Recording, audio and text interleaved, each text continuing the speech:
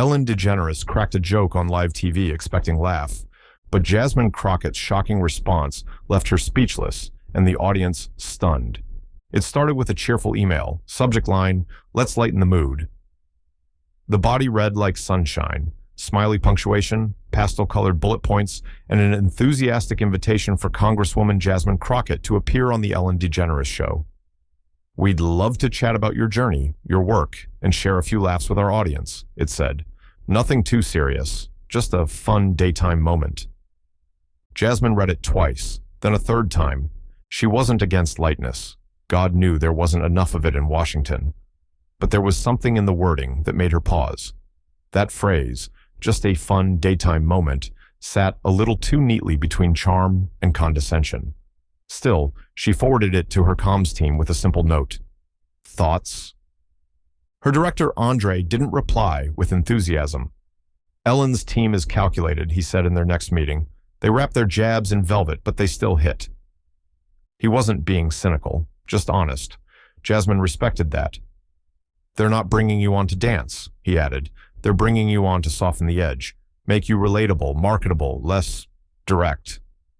Jasmine leaned back in her chair, arms crossed. She didn't need to ask what he meant. She'd been invited into rooms before that wanted the aesthetic of strength without the substance. Still, she didn't decline. "I'll do it," she said, "but I'm not editing myself for a laugh track." Andre nodded, but not with comfort, with caution. "Just be ready," he said, quieter now. "This isn't just couch and dancing Ellen. This is the Ellen who asks questions with a smile and spins the answer before the commercial break." Jasmine didn't flinch. "Then I'll smile too," she said, "and make sure I leave a sentence they can't spin." The taping was scheduled for the following week in Burbank. The calendar invite just said, "Jasmine, Ellen appearance, fun energy, no prep required." She ignored that last line. She prepped anyway. Not because she was afraid, but because fun wasn't the same for everybody. The green room smelled like citrus and stage lights.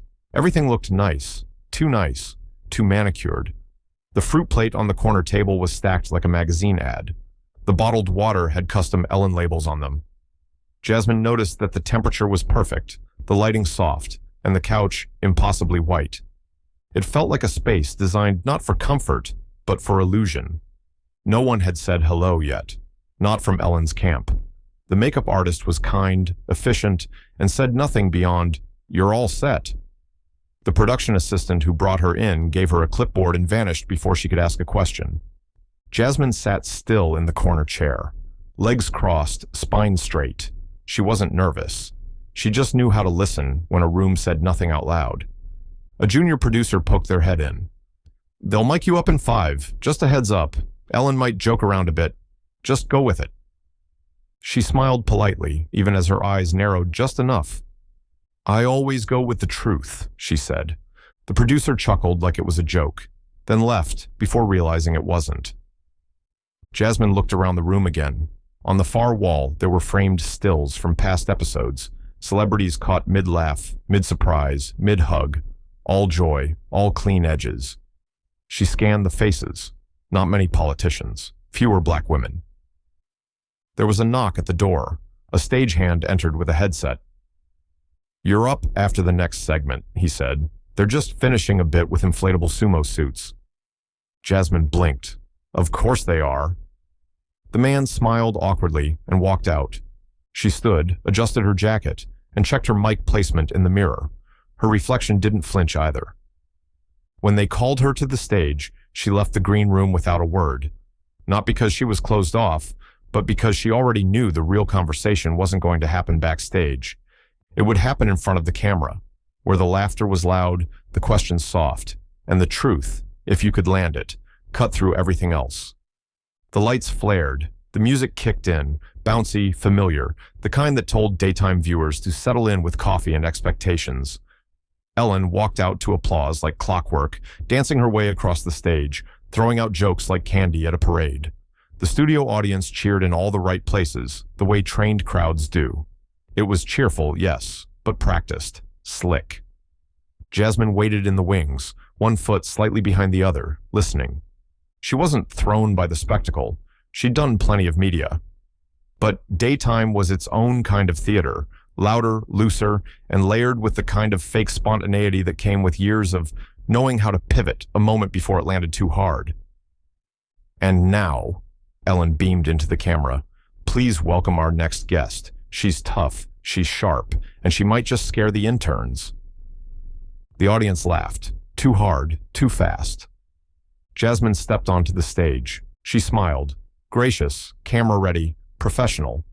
But it wasn't the kind of smile that said, I'm having fun.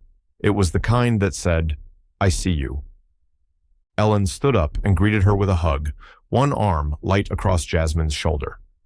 Congresswoman Jasmine Crockett, everyone. Applause again.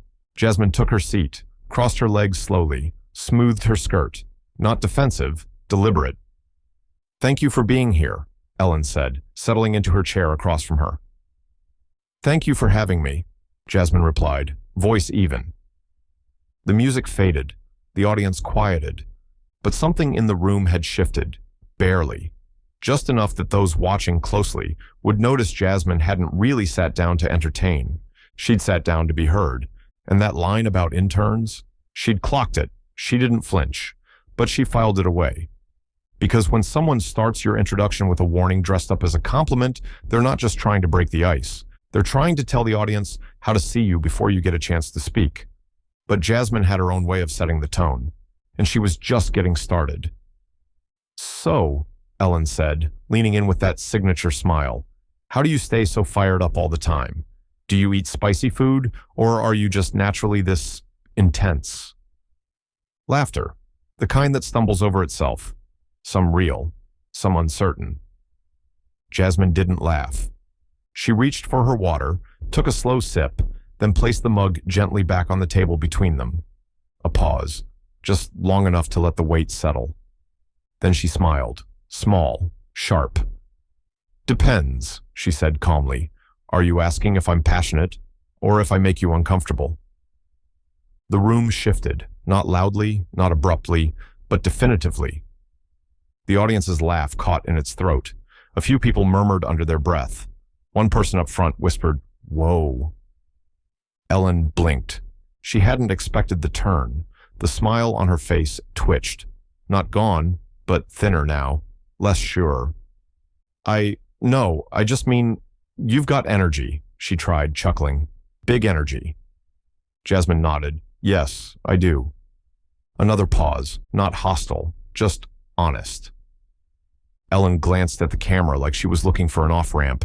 There wasn't one, because what Jasmine had just done wasn't clap back. It wasn't snark. It was a mirror, and it had been held up with such clarity that the entire room had to look, even if they didn't want to, even if they didn't know what to do with what they saw. The show kept rolling. The crew stayed on script. But the tone wasn't what it was 5 minutes ago. The laughter didn't come as easy. And Ellen, for the first time that segment, leaned back just a little in her chair. Not because she was being challenged, but because Jasmine Crockett wasn't here to be cute. She was here to be clear. The room didn't freeze. It lowered, like someone turned the volume down on the usual brightness. The camera light stayed on. The crew didn't miss a beat, but the atmosphere shifted. Tighter, heavier, more real. Ellen smiled, but it didn't quite reach her eyes this time. She straightened her posture, tapped her cue cards once, then let out a practiced chuckle. Hey, she said, light but pointed. It's just daytime TV, Jasmine. No need to get too deep. It was a pivot dressed in pastels, a gentle nudge toward the shallow end. But Jasmine didn't move. She just tilted her head slightly, as if examining the space between the question and what it was trying to avoid. Then she spoke. It's always daytime for some folks, she said calmly. Others don't get to choose when the lights come on. Silence.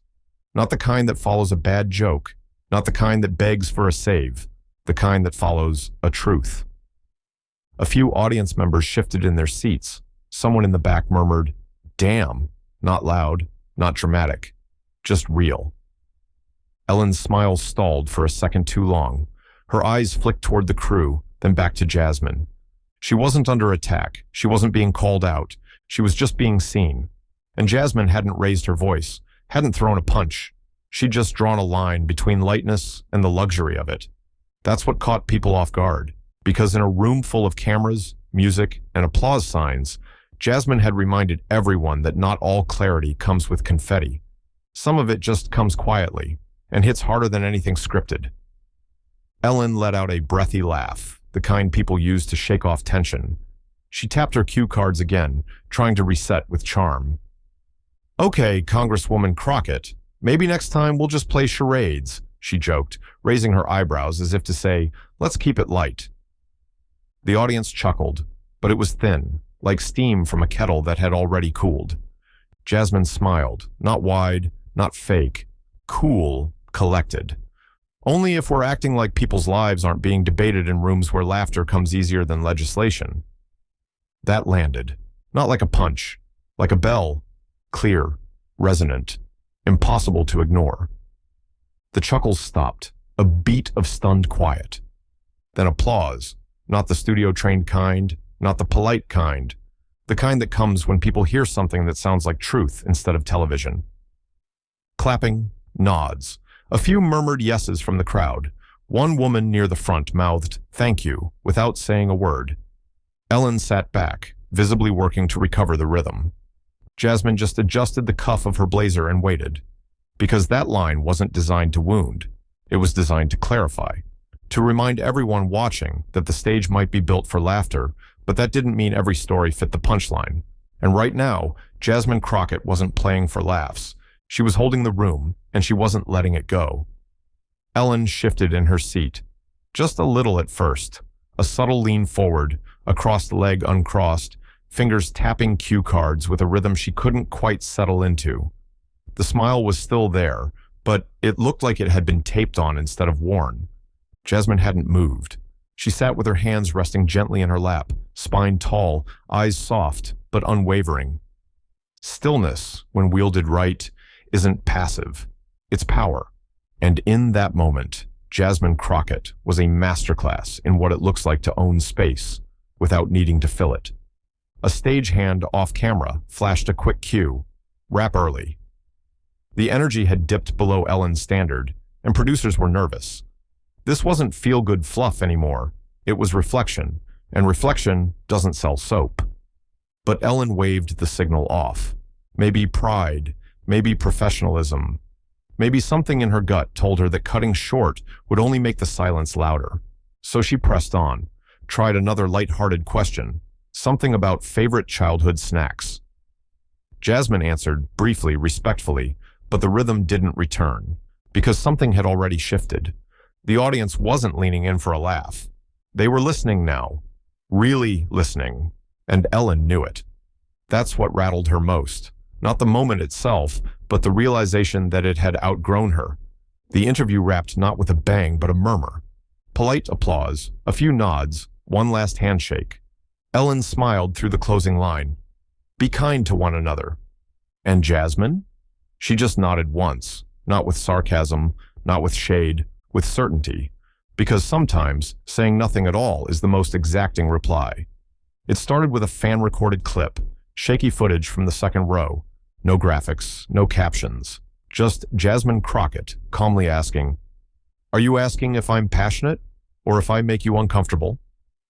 Within 20 minutes, it had over 200,000 views on Twitter. By the end of the hour, it was a trending topic. # Crockett on Ellen. Headlines popped like popcorn across every platform. Crockett shuts down Ellen's joke with surgical calm. Jasmine Crockett doesn't flinch. Ellen doesn't recover. Stillness is power. Crockett proves it in 12 seconds flat. Think pieces rolled out by Sunset, op-eds, reaction videos, breakdown threads with timestamps. What caught fire wasn't just the exchange, it was the way Jasmine handled it. No yelling, no punchlines, no flashy retort. Just clarity, steadiness, and a sentence that cut like a whisper through the noise. Celebrities chimed in. Ava DuVernay tweeted, "That's how you hold space. Elegant, sharp, unapologetic." Issa Rae reposted the clip with a single word, mood. Even Shonda Rhimes added, "I've written characters who dream of this level of composure." But beyond the retweets and reactions, something else was happening. People weren't just talking about what Jasmine said. They were unpacking why it worked, why that moment felt like something deeper than a soundbite, why so many women, especially black women, were texting the clip to their friends with the caption, this right here. Because Jasmine hadn't just responded to a joke, she had exposed the structure that made the joke possible. And for once, the world didn't laugh past it. It paused, and it paid attention. The cameras were off. The crew was breaking down the set, unplugging cables, folding chairs, clearing props from the charade's bit no one would remember. The energy backstage buzzed, faint tension mixed with the usual post-show chatter. Jasmine stood near the hallway, jacket off, blouse sleeves rolled up slightly, sipping from a bottle of water. Calm. The kind of calm that comes not from winning, but from staying rooted. Ellen appeared around the corner. No cameras, no handlers, just her. She walked slower than usual, her expression more real than it had been all afternoon. For a second, she stood there like she was still deciding whether to speak. Then she stepped forward. "Hey," she said softly. Jasmine turned, gave a polite nod. "Hey." A pause. Ellen's voice dropped lower. No performative lift this time. Just plain. Honest. "I didn't mean to be dismissive," she said. "Really, that wasn't my intention." Jasmine looked at her, not with edge, not with distance, just clarity. "Intentions don't always match the impact," she said. Ellen nodded slowly. No defense, no pivot, just silence, the kind that makes space instead of avoiding it. "I've been on this show a long time," Ellen finally said, "but today I listened more than I talked."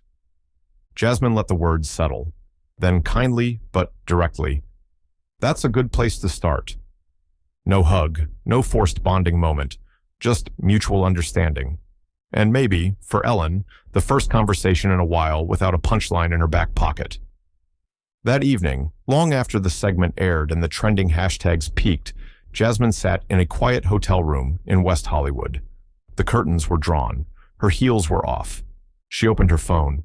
No camera crew, no lighting team. Just her, a single desk lamp, and her voice. She tapped record. "Respect doesn't come from silence," she said into the lens. "It comes from clarity, and I don't shrink just because the lights are on." No hashtags, no background music, no edits, just 23 seconds. She posted it without a caption. By morning, it was everywhere. Teachers played it in classrooms. A fourth-grade girl in Detroit wrote it on the cover of her notebook. Community leaders printed it on flyers. Organizers screen printed it on t-shirts. It wasn't about clapping back. It was about drawing a boundary and doing it with poise, not performance. One activist put it best in a reply. This wasn't a comeback, it was a standard. The moment didn't end with a mic drop. It ended with a message. And that message echoed in quiet rooms, behind closed doors, across dinner tables and classroom walls. Being real isn't rude, it's required. This story was brutal, but this story on the right-hand side is even more insane.